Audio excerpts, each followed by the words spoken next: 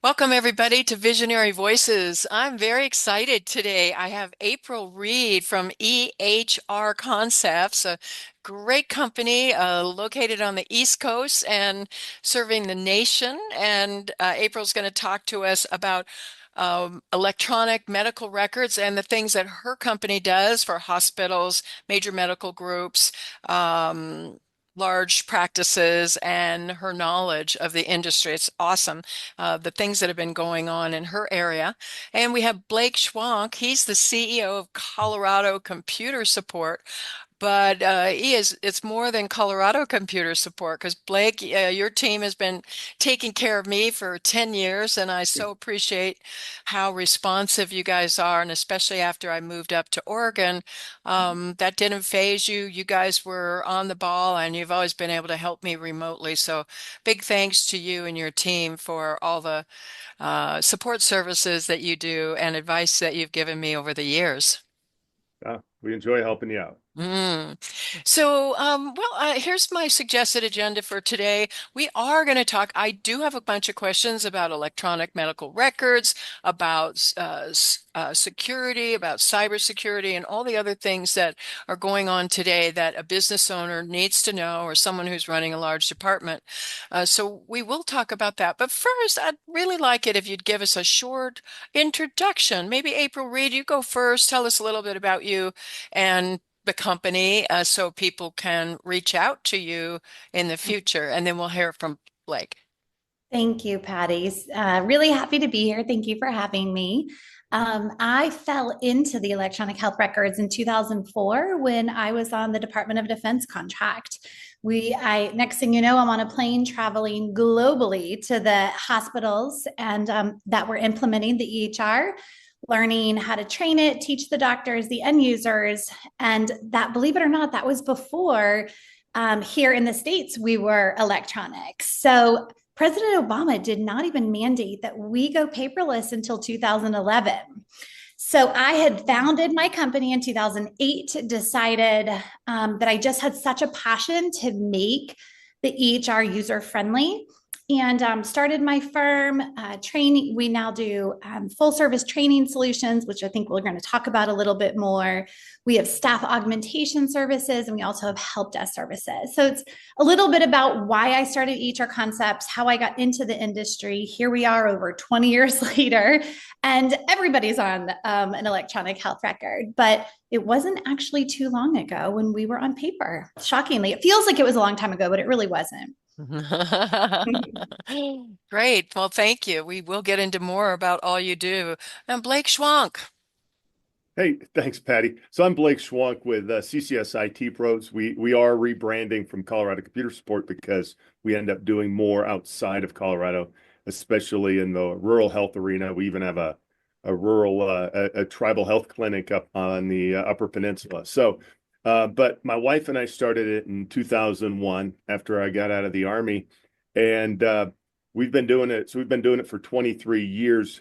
We do IT services, cybersecurity, compliance, and hardware sales and service to a variety of industries. But most of our business is in healthcare, and then we're also doing work in commercial and government organizations.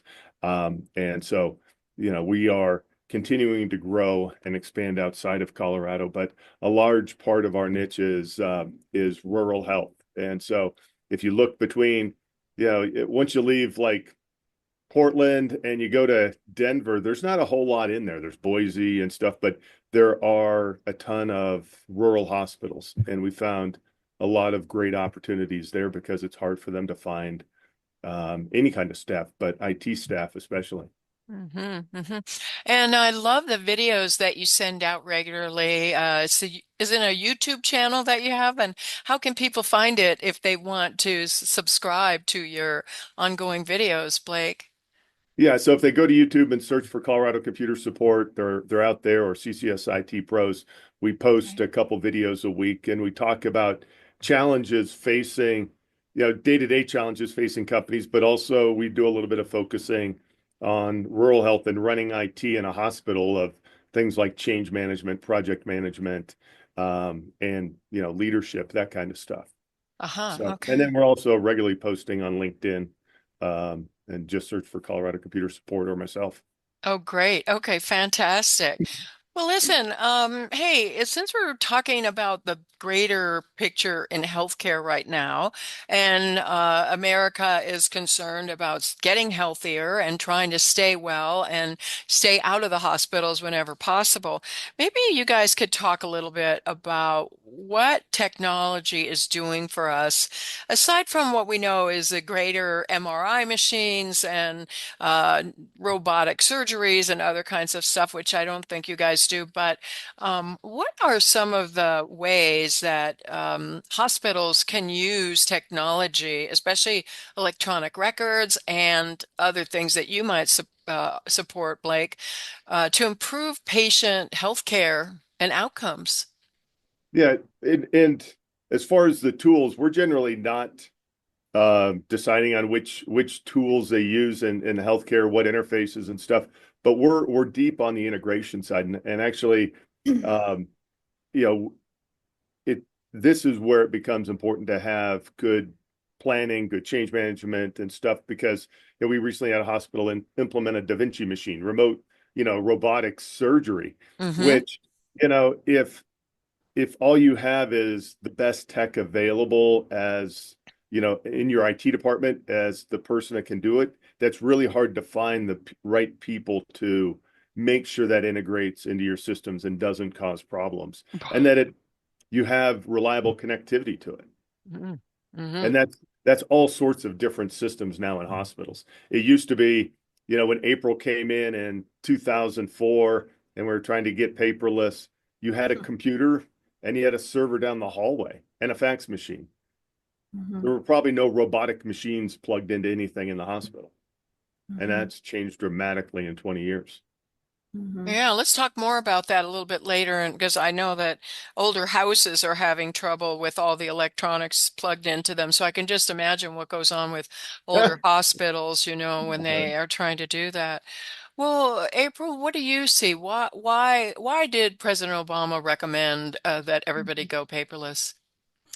Um, yeah, I mean, electronic health record is absolutely amazing. And at the end of the day, why was it implemented? And it was to improve population health as a whole. And so the question is, okay, well, great, everybody has successfully, for the most part, now on an EHR. Is it improving the overall population health? What are the capabilities? And I really believe, I mean, there's so many things. So without it, before, how do you know if a patient's going to have an interaction to that drug if they have an allergy? Now with an EHR, the reason why they did it is you can order a medication and it alerts the physician immediately that it's going to be an interaction to the drug. You could also understand how many medications maybe are they on if they're seeing multiple physicians. You don't have all the charts at hand. So it gave us insights into immediate knowing of a whole look at the patient. But now with predictive analytics, where they're able to catch diseases or additional commonalities across patients where they can treat them much faster than they could before because it's digital, and now incorporate a little bit of AI, which I'm sure we're going to talk about that as well. Mhm. Um, the capabilities that an EHR can do, the EMR can do, now AI from an analytic perspective is unbelievable. That we should absolutely be improving patient health, utilizing an EHR for sure. That's the purpose of it. That's the entire intention behind it. So, if I go to a doctor in California, or then I also go to a doctor in Oregon, is it likely that they would be able, those records, do they automatically talk to each other, or does the patient have to do something special to make sure that they're plugged in together? Right. So I'm not sure if Blake can speak to it as well. So that is the probably the largest problem at hand is the interoperability between the EHRs in and of themselves. Because if it's Mm. different applications, did they make them to where they talked? And then if they create an interoperability cloud, is it secure? Does it have easy access to the patient. So interoperability as a whole is probably the number one thing on the horizon that people are talking about, trying to figure out. So for that very reason, Patty, is you are at one hospital and then you go to the next. Even if it's in the same town, you'll be shocked if they're on two different EHRs, how uneasy it is to know, or not simple it is to see right away. So interoperability as a whole, no. Ironically enough, being that I came, and Blake, I didn't know you're in the Army. Thank you for your service. But the DoD, when I originally was on that project, I said they all talked. It didn't matter if I was in Japan or if I was in Georgia. The military had access. So there are those capabilities. It just unfortunately does have to do a lot with the cybersecurity of it at the same time. Yeah. And And actually, I like Judy Faulkner, the founder of Epic, had a blog post a couple months ago, but where this interoperability is, she said it's more complex than rocket science. So, and she had a couple rocket scientists working on her team who said it's more complex. So it is a challenge, but it's also it's an amazing time that you can pull all this stuff up as the patient, and the providers can pull it up. It's just not the dream yet. That's right.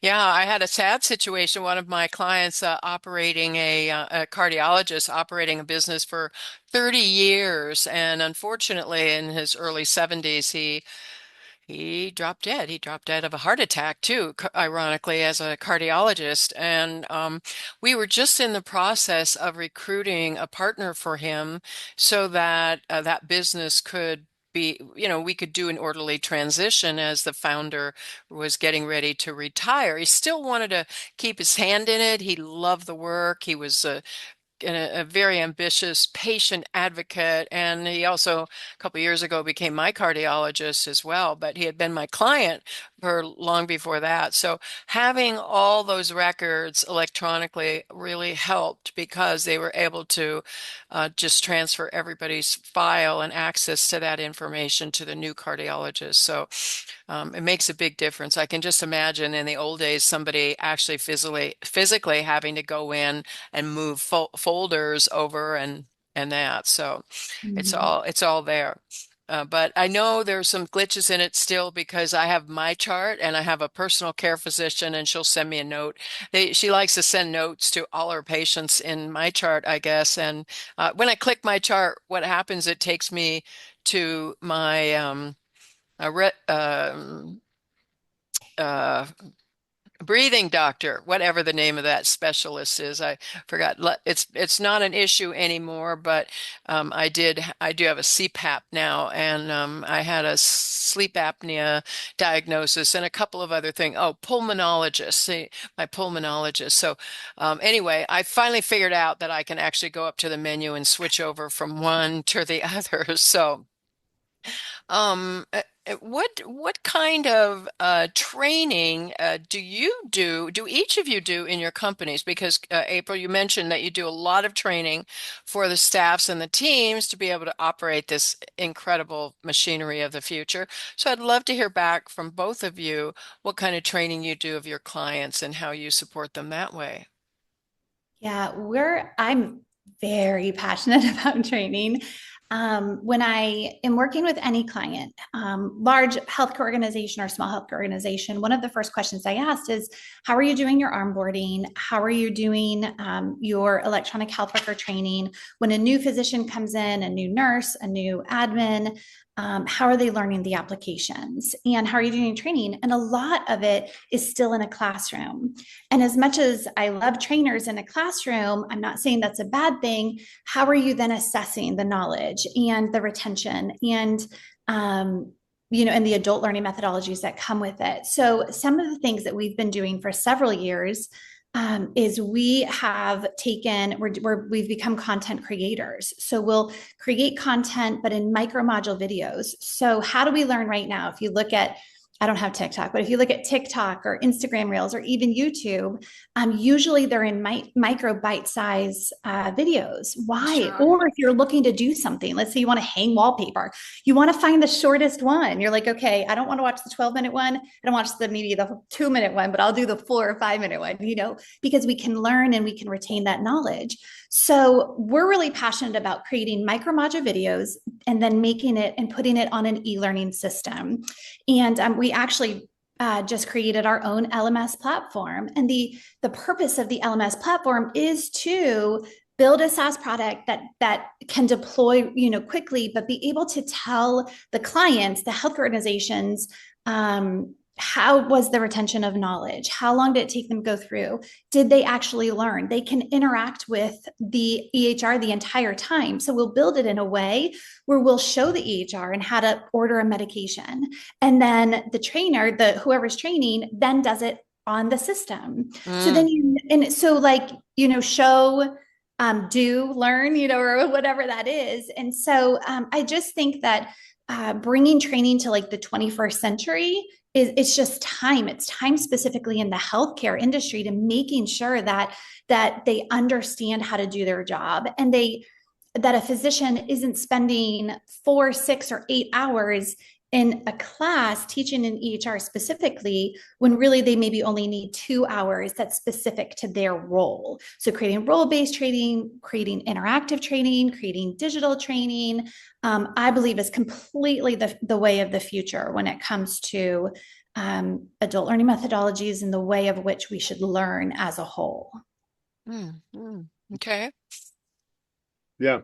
And, ours is a little bit different on what people need to be trained on. A lot of our focus towards our clients is training them on cybersecurity tools. And so we have security awareness training that, is provided by vendors because it's all fairly similar in what they have to do, but it's all computer-based training. Internally, because we have training requirements for our employees for compliance reasons and stuff, everybody that's onboarded, we have a well-documented process. They're shadowing people before they get to go actually, start working on, some provider's computer. Mm-hmm. Mm-hmm. Yeah, it's pretty scary. Well, what does cloud technology, what role does this play in hospital records, and how do hospitals and large medical practices keep their patient records? How do they keep their data safe in the cloud?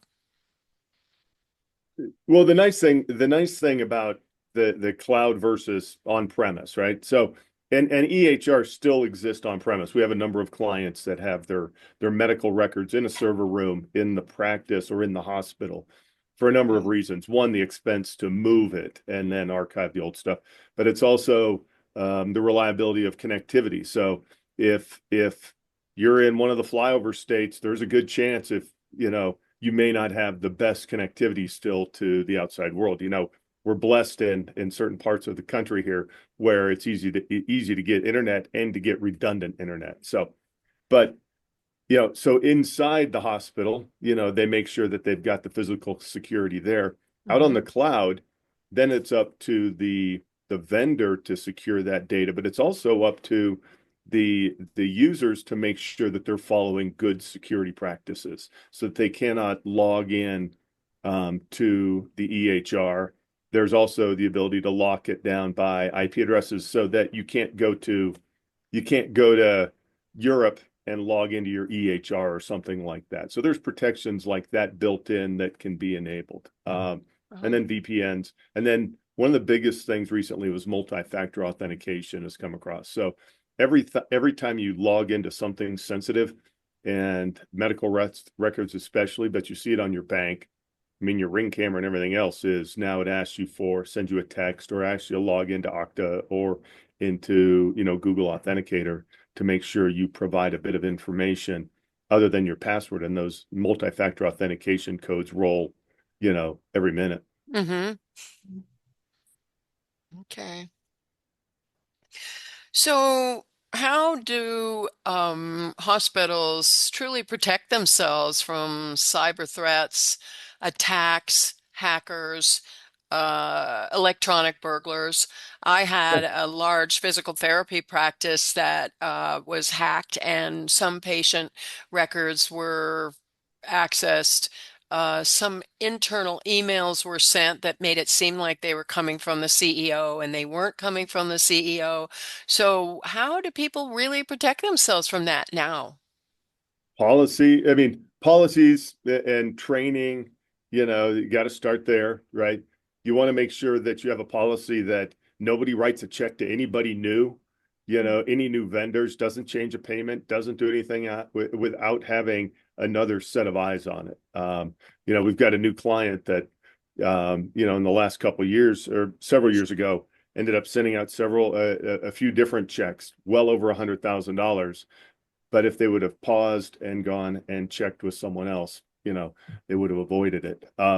But then the right tools, and it's not cheap to protect a network. And so it used to be you throw up a firewall, you throw on antivirus, you're going to be okay. But now there are other tools that, especially if you've got your servers in-house and if you're providing 24/7 care and being shut down can cause harm to patients, can cost revenue and everything else. They have so in addition to antivirus, there are tools out there that will watch the traffic between computers. So your antivirus doesn't watch what the other computer in your building is reaching out and doing, but there's things called managed detection and response that will actually sit there on every computer, and then it watches for the traffic going out from that computer, and you have a security operations center that is watching it 24/7. And it's expensive, but it's less expensive than having an incident. And we've had it a few times now. A few months ago, we had one where, this was a construction business, but basically the software pulled the piece of hardware offline. They were down for half a day till we restored systems, but that's it. We had a hospital that I think it was about this time, it was Thanksgiving or Christmas, the weekend before, get a call from the Security Operations Center. Hey, nurse station XYZ, we just pulled it offline. It was starting to scan the network. And that's what these tools do. So Yikes. without that piece of tool on there, that entire hospital would likely have been encrypted within the next 30 minutes.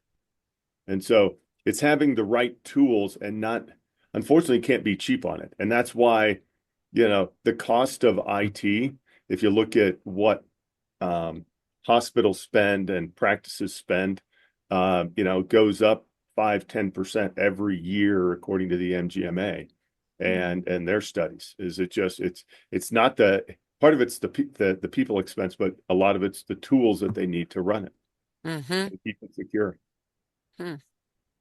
Okay. Are um are hackers still shutting down systems and holding businesses for ransom, businesses and governments?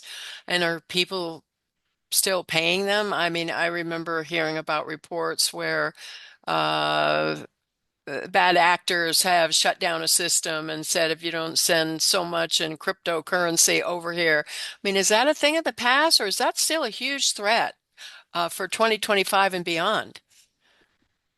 Still a huge threat. And whether or not you pay, I don't remember where it was, but just in the last few months, there was a town or a city that got encrypted, and the state, I think somebody had said, above them, we don't pay ransom. And so basically they couldn't restore from servers, from backups. But yeah, it's definitely happening. A few years ago, we got called in on an incident where this was the week before Christmas. Holidays are the worst because people aren't paying attention and people are just out there shopping and clicking on things.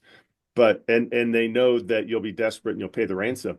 These guys had insurance, but their offices in Colorado Springs, LA, and I think Amsterdam all got shut down in like 40 minutes. And this was a $100 million a year company, and they had to send everybody home for like 3 weeks. But the insurance covered it, but it was a very long few weeks Wow. restoring everything. Yeah. What could have or should have been done? I guess it starts with selecting the right vendors. So do you guys have some tips on how to select the right company to support you with your IT and your security?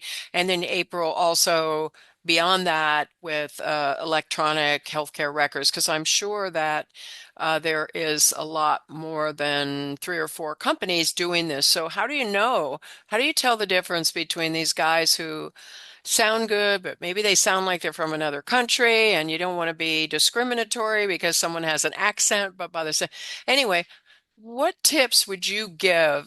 So let's say a large practice, a practice in the 10 to $30 million range, and they are going to upgrade their security and their systems. What tips would you give them for finding the right vendor, and then also what should they inspect to make sure that they're getting what they expect? Hmm. Yeah, that's a great question, and it's because a lot of times they don't know exactly what to check out, right? And it's also why it's hard to hire IT people is you don't really know what to look at. And so Right. every practice really needs a security risk assessment. Hospitals and large medical practices definitely should be getting a security risk assessment. And those guys have to evaluate and talk to different IT companies. So they're great to talk to figure out as a reference, right? Because they know under the hood what the IT companies are doing. And that's why we love the multiple different companies we work with on compliance, because they see what we do and assess what we do and make sure we're doing it right. Um, you know, part of it's build a little decision matrix, right? What's really important to you? Cost should not be the most important thing when it comes to this, right? You can't just choose the cheapest person. And it's really hard because, it's all over the spectrum on what companies charge.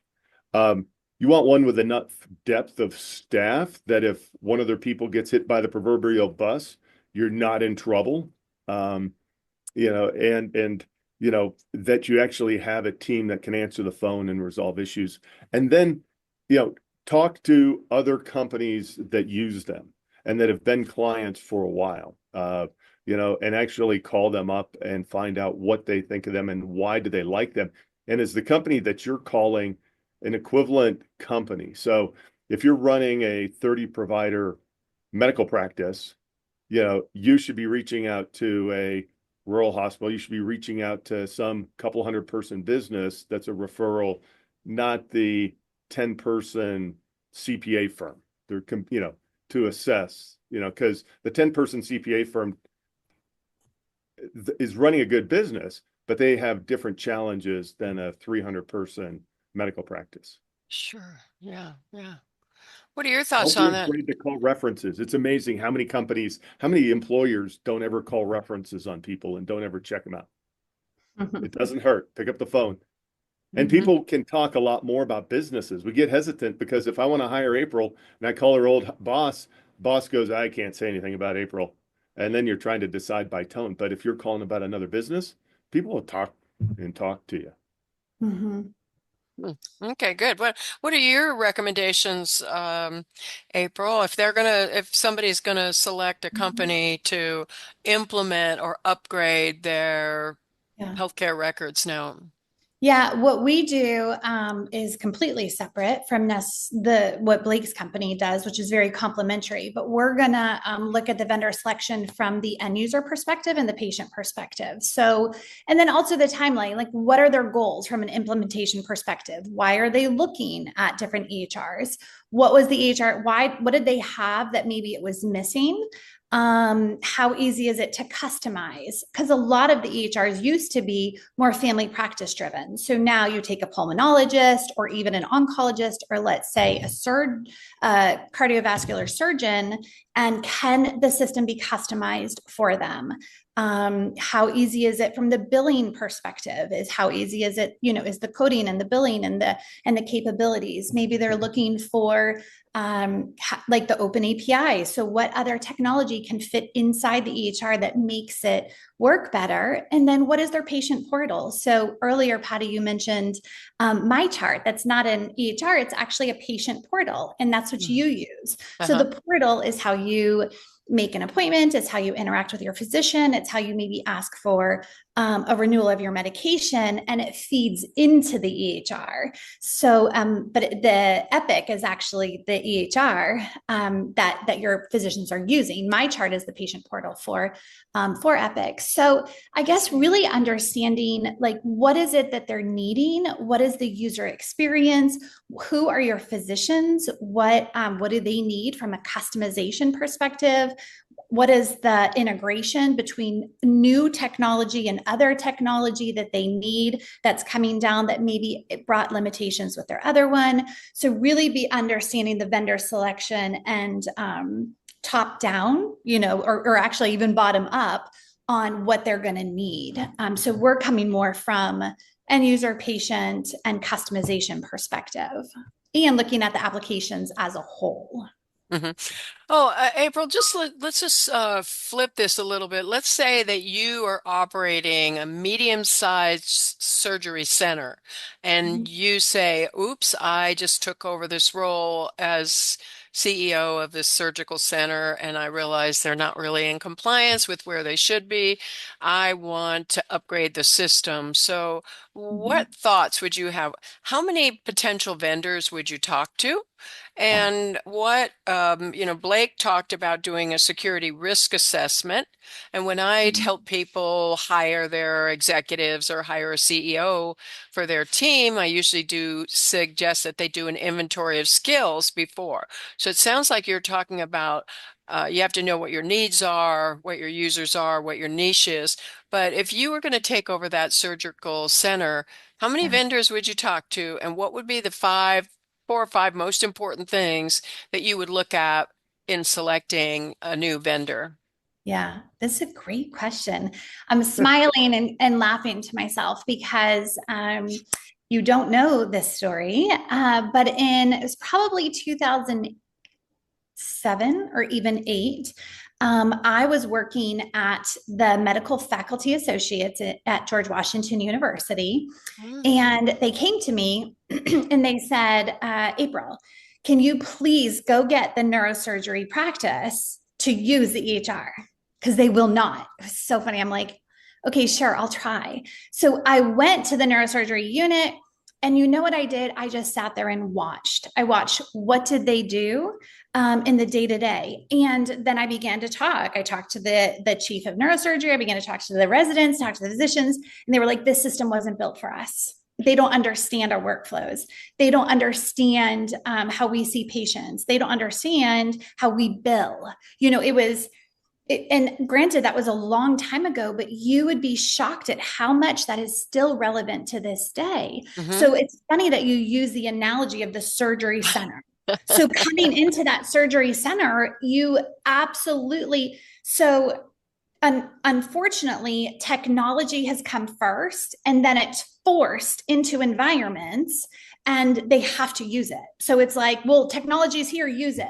And it's very unfortunate because you look at the healthcare as a whole, it doesn't matter what role you're in. You're in healthcare because you want to help see patients, but really they're in the business of technology. They really are in the business of technology. So really understanding I would reverse engineer it as the CEO. I would meet with the physicians and I would listen to them. What are their frustrations? Why are they not utilizing the system? Why can they not see more patients? What are their end goals? Do they want to see more patients? Are they trying to bill more? Are they trying to use it more effectively and efficiently? Because there are tools that maybe they don't know of. There's a lot of dictation tools now with Scribe that you can talk out loud, and your AI tool integrates right into the EHR. So really beginning to understand the use case for the physicians. That is not where we started. We started with technology, and technology got shoved down their throats.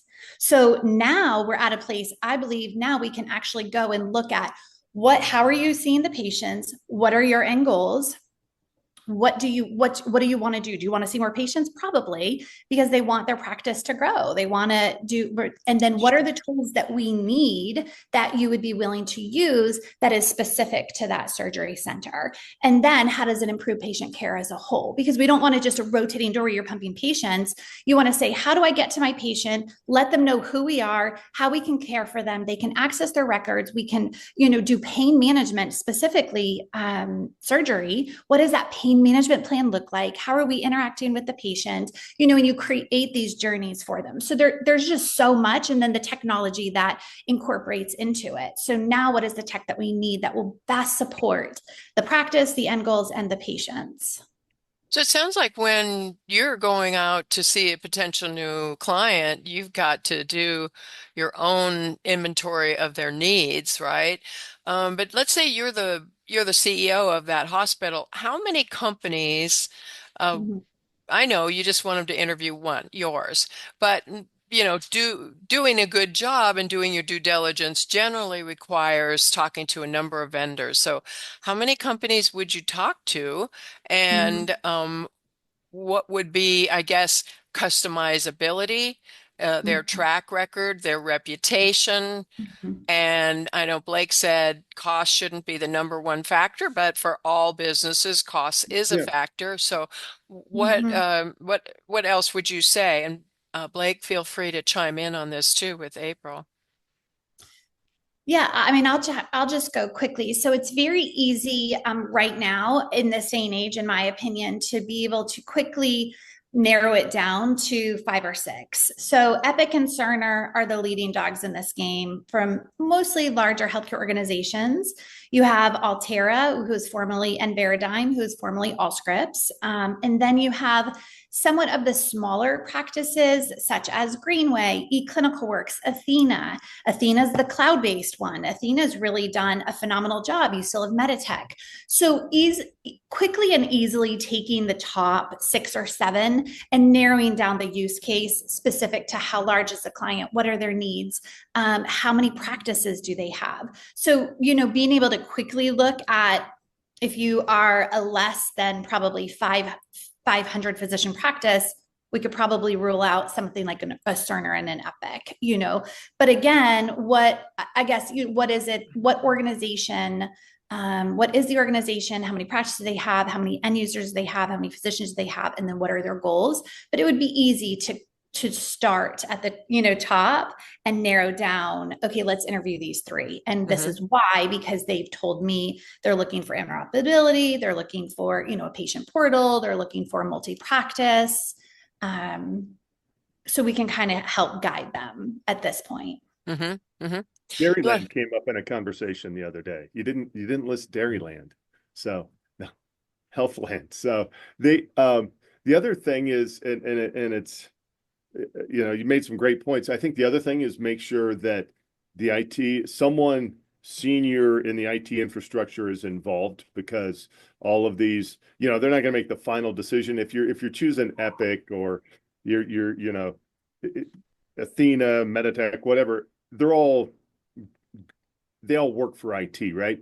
But we want to make sure that when you're evaluating other tools, well, IT is going to have to tell you whether or not you're going to need better infrastructure or different ways to connect the interfaces and all this stuff that if you've got the right infrastructure to support it, or if you're going to go off to Epic and all of a sudden get surprised with $100,000 bill for new network infrastructure and stuff. But the other thing is, we're talking about the big ones, the smaller tools though that people want to implement, that maybe the CNO wants to implement, or something a nurse call system is, make sure that when they're checking out the vendors that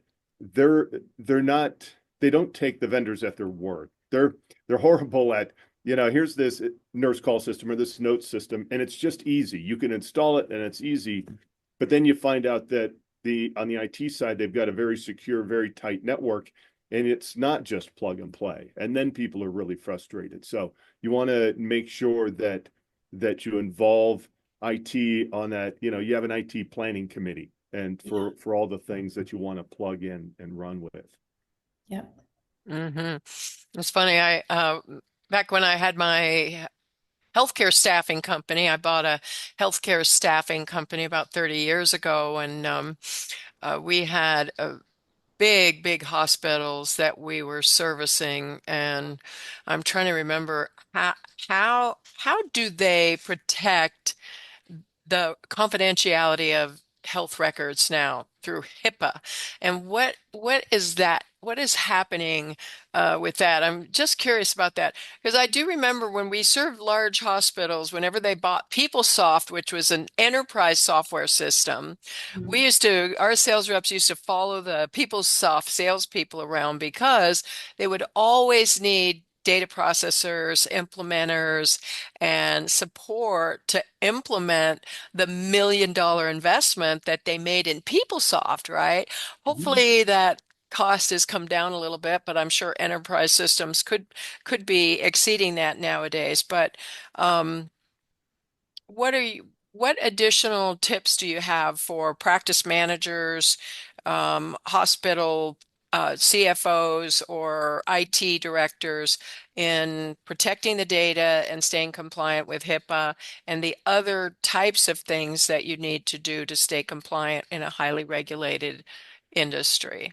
That's it. That's a great question because they can't control Meditech or Epic, right? They so they've got their entity stood up, but what they are responsible for and what they have to control is the stuff in their realm. So in their medical practice, in their, whether they got one building, they got 10 buildings. They Hmm. have to make sure that they're following the guidelines to be secure on HIPAA compliance. And you go read through a couple hundred-page document, and it doesn't say, okay, go to CDW and buy this firewall, go buy this access point and configure it exactly this way. They give you guidelines that it must be secure, and that the patient data must be securely stored. And Hmm. even though you have an EHR and everything is stored out at Epic or Meditech, every workstation we've ever seen has some EPHI, electronic protected health information, on it because somebody created a Word document and they saved it. And if that computer then walks out the door, if you dispose of it and you don't shred the hard drive, all of a sudden you have a breach. So, and your IT guys, most IT guys are looking at the technical side of it, right?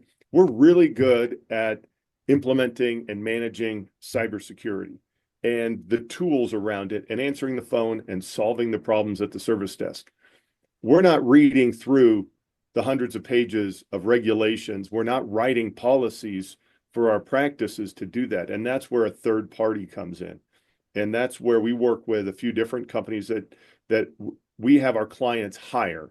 So it's an ethical issue if I come in and I do the audit. A lot of IT companies do that. I think it's horrible. I think a third party should do it. It's like having your home builder inspect their work instead of having the regional building department come out, right?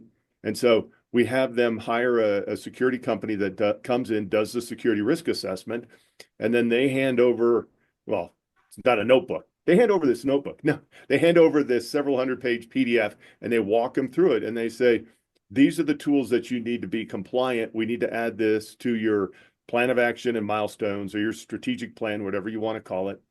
And this is what you need to start building on to make sure that you're secure. And if they can't afford everything right now, at least they've got it on their strategic plan and they know that, okay, first quarter of 25, we're going to implement this managed detection response. And second quarter, we're going to implement MFA. We could do it now, but we just don't have the budget to buy new cell phones for people so that they can, so they don't have to use their personal phones. And so then they take that and also, by the way, in there they highlight what the IT companies. So back to your question of how do you hire a good IT company, you still don't know. But then you have the security risk assessment comes through. They check for patches. They make sure that everything is secure. The firmware is up to date on the firewall. And then, all of that is exposed. And then you start working on that and fixing the problems that are there. And so Hmm. that's how you have to do it. You can't rely on your IT company or your internal IT team to know all of the requirements to be compliant. And it's whether it's healthcare, whether it's, SOC compliance, FINRA, we're in the defense world here. We have this new thing called CMMC compliance, and we've got auditors for that because somebody else should be keeping an eye on it, and then we manage it and implement it. And it should be the same thing if you have internal IT guys, is they just do not have the skills to do the security risk assessment. Sorry, I know that was a bit long on that, is have someone else take a look at it. No, it's true because for example, best practices in accounting are, it's not the same firm that audits the books that keeps the books, right? So it's the same kind of thing like that. Well, if you ran a hospital, what would be three things that you would want to make sure that you were doing right away? Let's say a small hospital.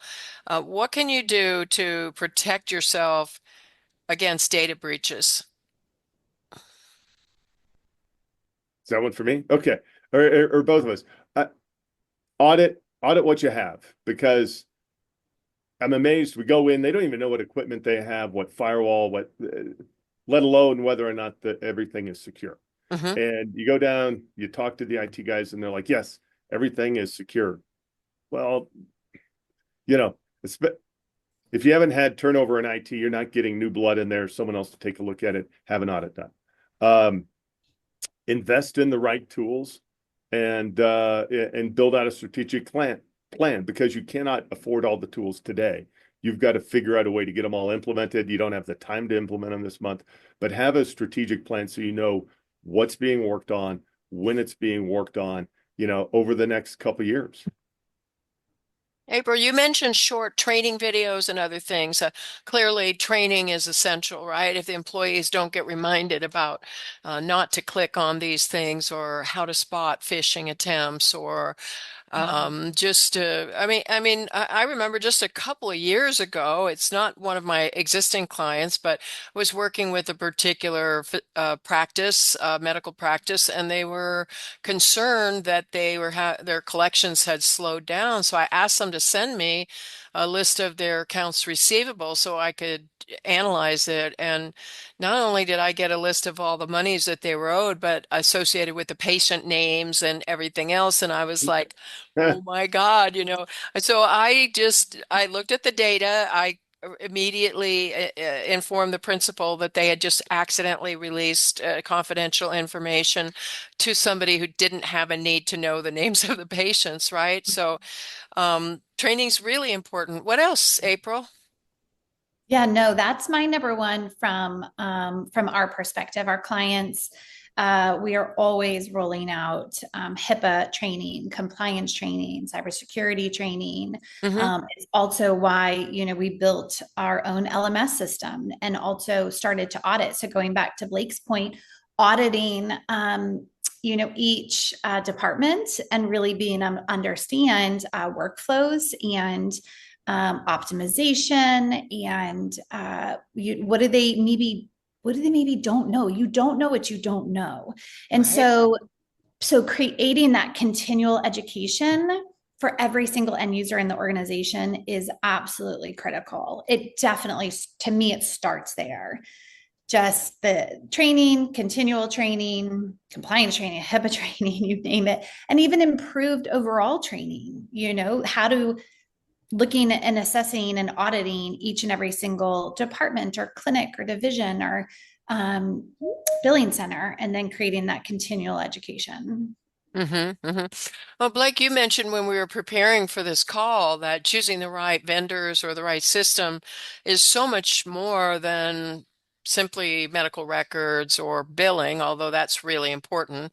IT, cybersecurity, but also if there's a issue regarding loss of power or even non-ability to receive or send faxes, there's medical systems are still using fax, at least for the time being. So I know you said, and maybe for certain vendors, it is easy, right? Because it's what you do all the time. So Yeah. you know what to look for, but somebody else who's coming in doesn't. So what additional advice do you have for somebody who wants to bring their organization into optimizing their operations, increasing their efficiency, being able to bill for more, being able to bill correctly and then speed up their collections as well as impact patient outcomes. This is really our wrap-up opportunity. I would love you to share some advice to our audience, and maybe you could preface it with who are you giving this advice to? Everybody who has IT services or small hospitals or large and small. So just kind of frame it that way and then share with us your advice, Blake, on what to do. So, because it's not just one, two, or three things. Yeah, there's so much. I mean, I've talked a lot about rural health because we really enjoy doing it, and we love the impact on the community. But it's other businesses that have been around for 20, 30 years without maintenance. But we see it specifically in rural health is if you are not keeping up with it. You mentioned keeping up with a house or something earlier, and that deferred maintenance really gets expensive. And we go in and if you're in if you're in a business that's been around for 30 years, go look in the closets, go look in the network closets, of your rural hospital, open up the doors and the rat's nests that are in there. And so, and if, and Are I you could talking show you about the real photos. rat's nest or just all the wires and everything? Actually, both. Oh, Actually, both. But but wires coming down from everywhere. We've seen what's called a patch panel, which is what all the stuff's plugged into, dangling by one single cable up to something else. So now, if that goes down, you talked about ransomware, right? Ransomware is actually a bad guy coming in from somewhere, whether it's Korea or wherever they're from. But this is something that if that infrastructure is not done well, that if that cable snaps, you don't know what that's going to downstream. If that kills the connection to the EHR and nothing is documented, if nothing is done right because of lack of maintenance, because of deferred maintenance, then what happens if you are down in southwest or southeast Colorado and you can't access the EHR, you can't access the internet? What happens when somebody catches their leg in I don't know, what do they have? Threshers? Something like that. They drive to the hospital, they drop them off at the ED. What happens to that patient if they can't see him? And then it's off to the next hospital 2 hours away or 3 hours away, or it's a flight for life, but it delays that patient care, that critical patient care. And mm-hmm. so it really does affect lives. People don't think IT affects lives, and we really do. It just happens to be in little snippets with that at the wrong time at the wrong place could be catastrophic. Yeah. And So, one more thing from you, Blake, before we go to April. I see something over your shoulder there that looks like the computers that I got in the 1980s. oh yeah, Is that an antique there that you've got? Or is yeah, that the old Apple. Yeah, it still works. I can still play games on it. It's how I maintain my security. So, um, but so it's good. Now we see some really old stuff out in the hospitals, but that's another thing is that extra set of eyes. You see it a lot of times, both in the way that technology is used in some of these rural places, is that they don't get fresh eyes. If you're in which part of Oregon are you in, Patty? near Bend, Central? Okay, so but if you're in Portland, you get people coming from Oregon Health Sciences University over to that medical clinic, from the large hospital over to Oregon Health Sciences. You get all this interaction and different ideas of how people are using files and faxing and how they manage digital transformation. If you're in Bend or down in Woodburn or down in, I don't know, where was River Wild, but you're down there and it's much harder to get fresh blood in there with different ideas. So have outside eyes on your stuff. That's true. Our rodeo queen's son just got in an accident, and he didn't go into a thrasher, but he's an elevator repairman, and his many thousand pound elevator door fell on his legs, and they had to airlift him from here. It's a 3 hour drive from where I live to Portland, so they can get him airlifted over there in a very short flight, but he's being cared for there because of that. Mhm. But the first line of care was at the probably the critical access hospital in Bend, right? And so Yes. you were seen by the ED there. They were able to, yeah, who knows what happened, but they're able to provide the immediate life-saving care that you Mhm. might not get then for another 2 hours. So, Yeah, yeah. And it's definitely, I know because my neighbors are cattle and over 10,000 acres of farmland and such. We have almost 400,000 acres of farmland in my county here. So it's kind of my dream come true because I'm a Los Angeles refugee. I'm recovering chairman of Chamber of Commerce and super active LA person, but I don't want to be a road warrior anymore. So I love working from home and doing what I need to. But I love that you guys are helping bring companies into the 22nd century. It's yeah. really exciting to see what's happening with AI and such. April, what additional comments do you have, or what advice do you have for healthcare IT pros? Mhm. Yeah, I feel like Blake has done a really phenomenal job covering it from an IT perspective and all the things that need to be considered. And I 100% agree, when you're saying the analogy of the wires hanging and how is the original setup, but that is 100% applicable to the application side. So we're on the application side.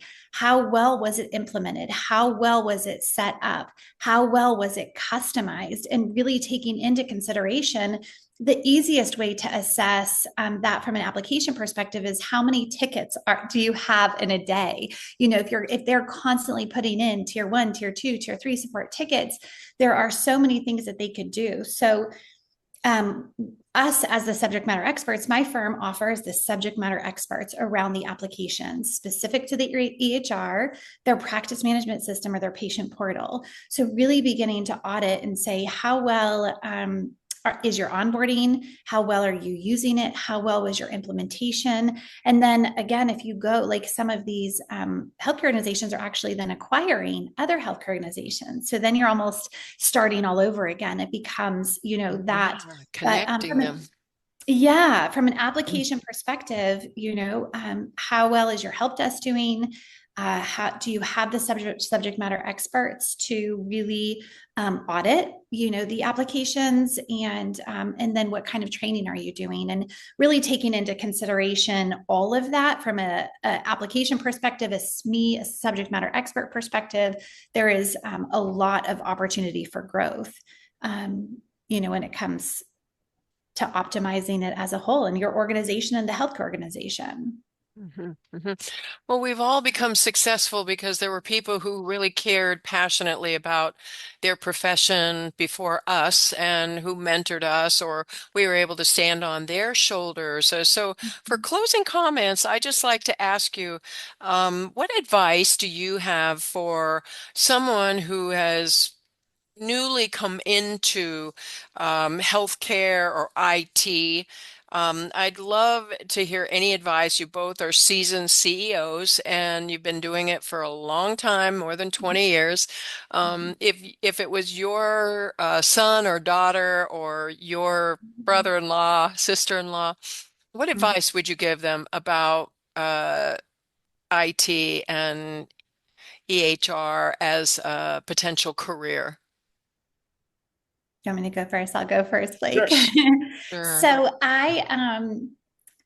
you know, where is innovation? Where is opportunity? It's where there's pain points. That is a Pain telltale points. sign that where's there's pain points. And so really understanding when you go to the doctor, what is it that drives you crazy? What is it that you like? What is it that you don't like? Is it easy to interact with them?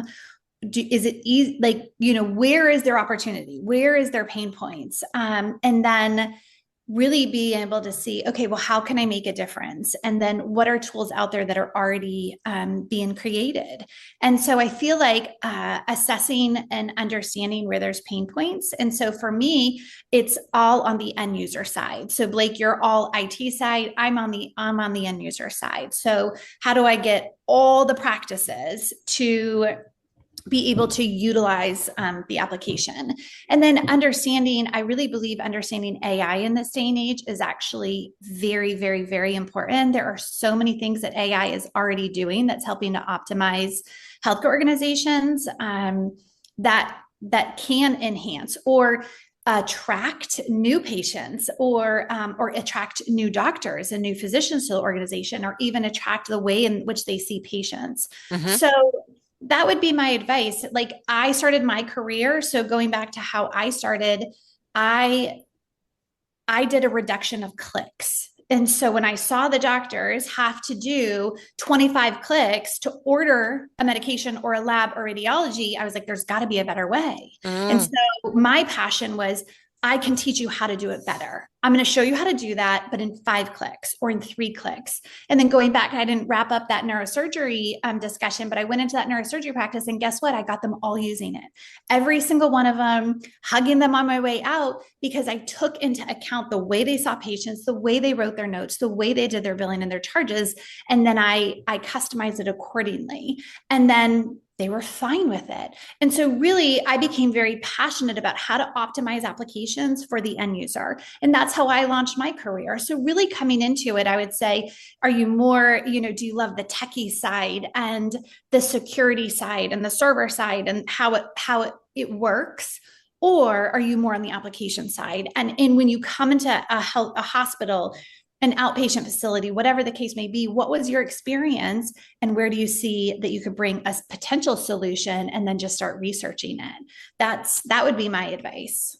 Great advice. A lot of people are thinking, well, where can I go get the most money? And you kind of flip this. Your advice to them is think like someone who's going to make your client's job or your employer's job so much easier, so much better, a lot less clicks, right? A lot more labor Yeah. intensive. So great advice. And Blake? Yeah, and I think it's you want to choose something that's going to make enough money so that you're taken care of, right? Back to what Maslow's hierarchy of need, and I wasn't that smart of a guy. I know the name, but part of it is you got to make enough that everybody's that you're comfortable, right? And but I think you got to find something that you enjoy doing. It's kind of like, whether you're an employee or you own your business, is if you don't enjoy it, find something else, because it really is, if you can't go home and be good with the family because you hate your job. So going into IT, it's interesting. I love it. I love change. I have a short attention span. I like jumping off of cliffs before I know what's going to happen at the bottom, and it works out great for me. But I think a lot of people are averse to change, and so then maybe the technology side of it, because I mean, I've been through how many different Windows operating systems, went to the cloud, came back from the cloud, somewhere in between the cloud.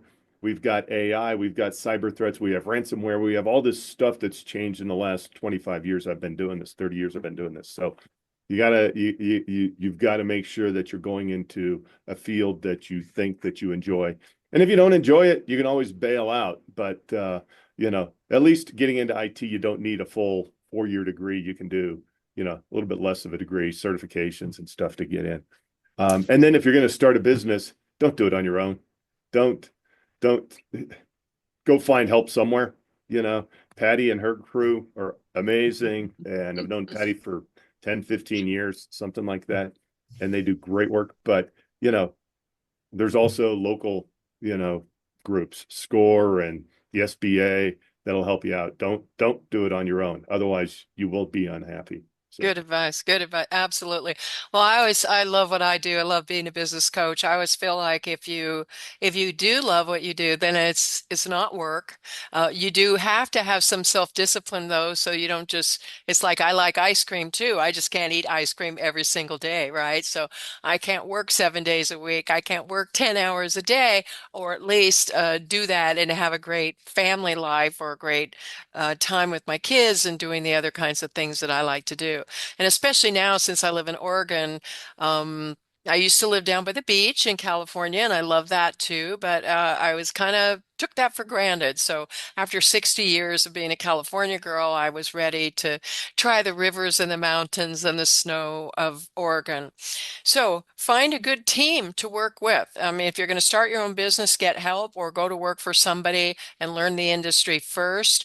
Always look for good mentors, right? And And the same advice that you gave for enterprises who are looking to hire technology, medical records people, IT support services, any vendor, as a matter of fact, check references, and probably we all start with a referral from someone we know, like, and trust, and they say, "Well, I'm already using Colorado Computer Support or the new branding." I'm going to let you guys close this up. I want to ask you if if you would just share your ideal client. So if people are watching this and they want to refer business to you, April, who's your ideal client and how can they get a hold of you and refer business to you or find out more about your services? And then after that, we'll go to Blake and wrap it up.